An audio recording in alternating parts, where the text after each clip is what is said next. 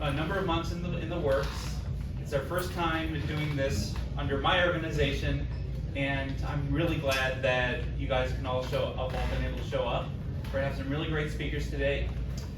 The first principle is that you must not fool yourself, and you are the easiest person to fool. Physicist Richard Feynman said this in his 1974 commencement address to Caltech. He was talking about scientists, but this same principle applies much more broadly to all facets of life. Recognizing this fact is at the core of what is called skepticism.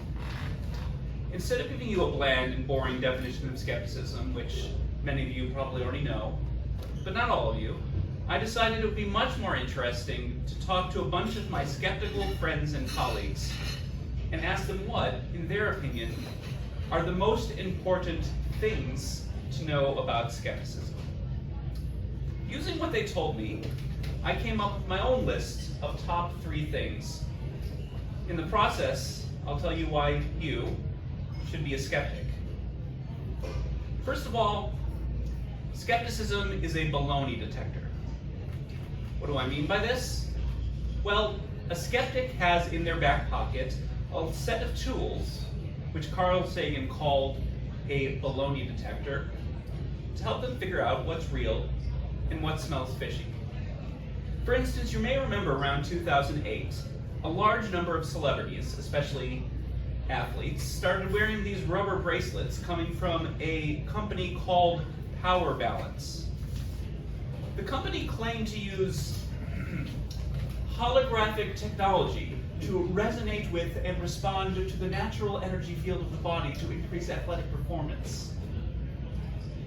A skeptic is going to look at this and ask them whether there's any face validity to the claim.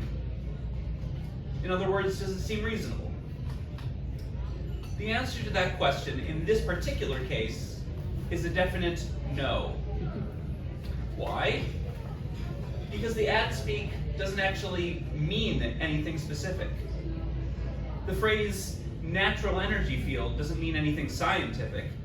And while the word resonate might make the sentence feel smart, they never actually explain what it means in this context.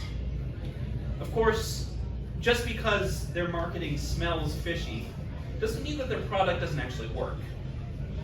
That's where the next of my top 3 things comes in. Evidence. And this company didn't have any.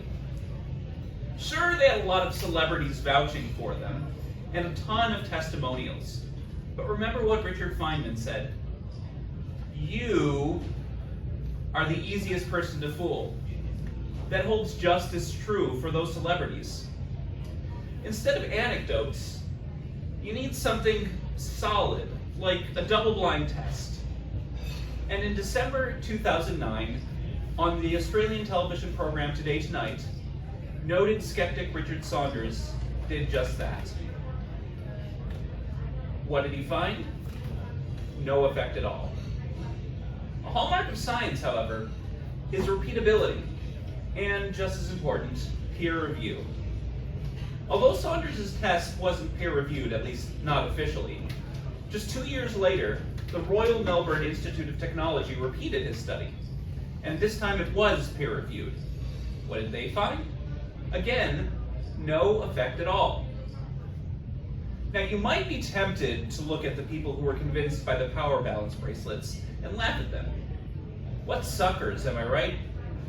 But again, remember what Richard Feynman said. You are the easiest person to fool. In a different situation, that sucker might just as well have been you. A true skeptic needs to be empathetic. That is the final of my top 3 things. You don't have to be dumb to believe untrue things.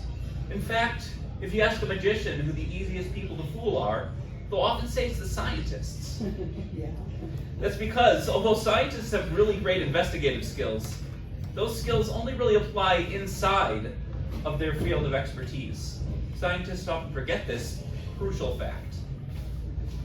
In summary, my top 3 things to know about skepticism are that it's a baloney detector, a skeptic must require evidence, and a skeptic must always be empathetic.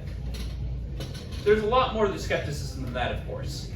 My skeptical friends and colleagues came up with a much longer list of important topics. I wanted to add one extra thing, though, before I finish. My running example was the power balance bracelet. But a true skeptic doesn't just turn their baloney detector towards suspect products and beliefs.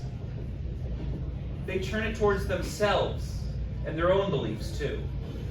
In the words of Socrates, the unexamined life is not worth living. Thank you so much for coming today. We're going to have a great time. Our first speaker is Susan Gerbic. Susan, get ready to start. Yeah.